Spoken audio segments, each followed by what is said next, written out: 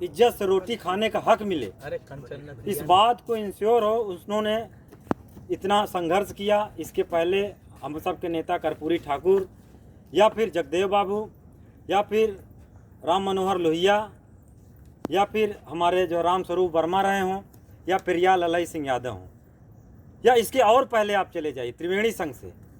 तो ये जो सामाजिक न्याय का कारवां है, गैर बराबरी के खिलाफ बराबरी की जो मुहिम है, अन्याय के खिलाफ जो न्याय की मुहिम है, वो झंडा है।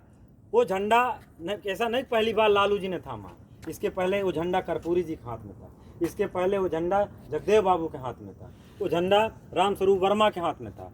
वो झंडा जो भी उतनी ताकत से, उतनी स्पिरिट से न्याय के पक्ष को लेकर के आगे चलेगा, उसको वो झंडा लेकर चलना पड़ेगा। और हमारा ये सब दायित्व है कि जब आज ट्विटर, फेसबुक, ईमेल और तमाम तरह के सोशल साइट के ज़माने में हम लोग जी रहे हैं, तो हमें आज से 30 साल पहले जब हम कल्पना करें कि जब कुछ ऐसा नहीं था, कम्युनिकेशन के साधन इतने सुलभ नहीं थे, हम कम्युनिकेट करने में जो है बहुत नाकामी आती थी, बहुत कठिनाई आती थी, तब उन लोगों ने इतना बड़ा आंदोलन खड़ा किया, चाहे वो मंडल आंदोलन हो, चाहे वह दूसरे तरह के आंदोलन हो देश में, या कांसीराम का जो संघर्ष हो।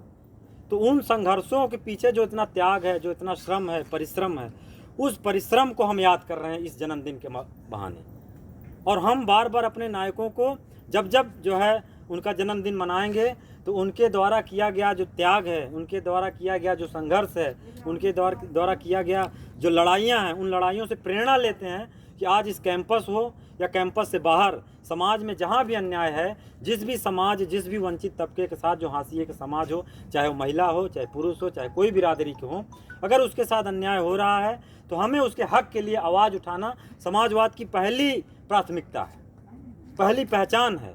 अगर हम सच में अपने आप को सच्चे समाजवादी मानते हैं, तो वो समाजवादी जहाँ भी अन्याय होगा उसके खिलाफ बोलेगा और उसकी कीमत भी चुकानी पड़ेगी उसको।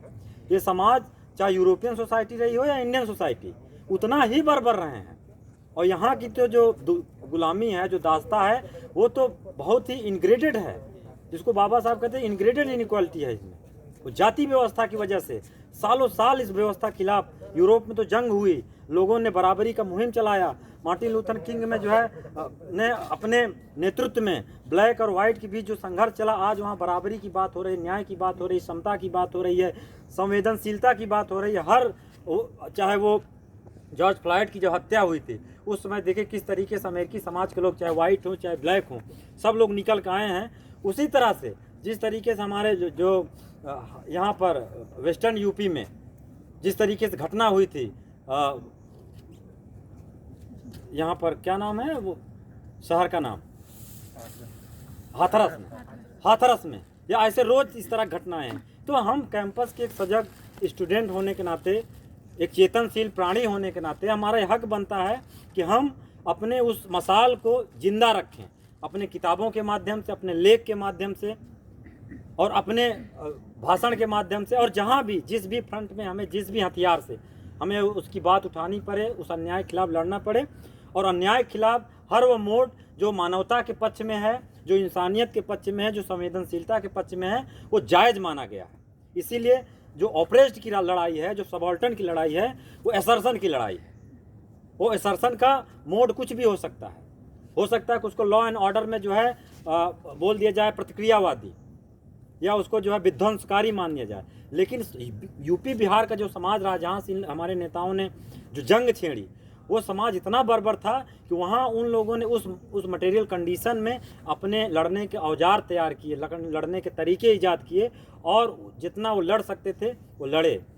और बाबा साहब की एक बात से मैं अपनी बात ख़त्म करूँगा कि ये जो न्याय की, समता की लड़ाई है, हमारी आने वाली पीढ़ी से मैं ये कहना चाहूँगा कि अगर इस लड़ाई को आगे नहीं ले जा सकते, इस मिशन को आगे नहीं ले जा सकते, इस कारवां को आगे नहीं ले जा सकते, तो यहीं रोक दीजिए, लेकिन इसको डिस्टॉर्ट मत करिए, इसको विकृत मत करिए, इसको पीछे मत ले जाइए।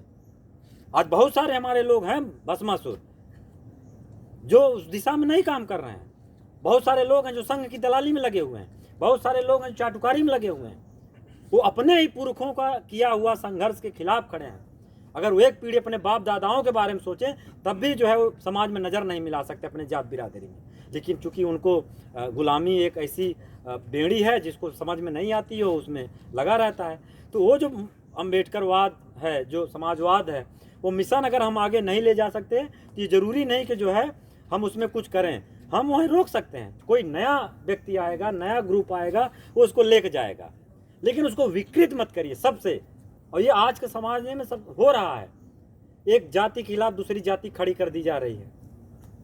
जो हमारा ऑपरेस्ड की यूनिटी थी, जो बहुजन की एकता है, जो शोषितों की एकता है, जो कमेरों की एकता है, आज उस एकता को तार तार करके हमारा जो लड़ाई, जो ब्राह्मणवाद से थी, जो सामंतवाद से थी, जो पूंजीवाद से था, उससे हट करके कहीं न कहीं हम छोटे छोटे स्वार्थों में बट रहे हैं, जिससे हमारा जो मिशन है वो कमज़ोर हो रहा है। तो हमें अपने इस मिशन को, इस समाजवाद के झंडे को बुलंदी से जहाँ भी हो ले करके जाना है, और सबको इसी लाइन पर, इस न्याय के लाइन पर, अन्याय के खिलाफ न्याय की जो लड़ाई है, इसी लाइन पर सबको जोड़ कर रखना है। चाहे वो सुदूर दक्षिण हो, चाहे सुदूर उत्तर हो, या नॉर्थ ईस्ट हो, किसी कोने का कोई व्यक्ति हो, उसको इस मुहिम के साथ जोड़ना। और इस मुहिम को न केवल जो है भारतीय बल्कि इंटरनेशनल लेवल का, अम्बेडकरिज्म इंटरनेशनल विजन है, सोशलिज्म एक इंटरनेशनल विजन है। हमें उस विजन को दुनिया के हाशिए के समाज के लिए लागू करना है। चाहे वो ब्लैक हो, चाहे वो फिलिस्तीन की लड़ाई हो, हम सब के साथ उस खड़े होना है। जहाँ जहाँ जो भी देश ऑपरेस्ड हैं, लोहिया के सप्त क्रांति को इस मामले में याद करने की जरूरत है कि जो प्रभु देश हैं, जो अपने गुलाम देश या अपने मातहत देशों को शोषण कर रहे हैं, हमें उस मातहत देश के साथ खड़े होना है।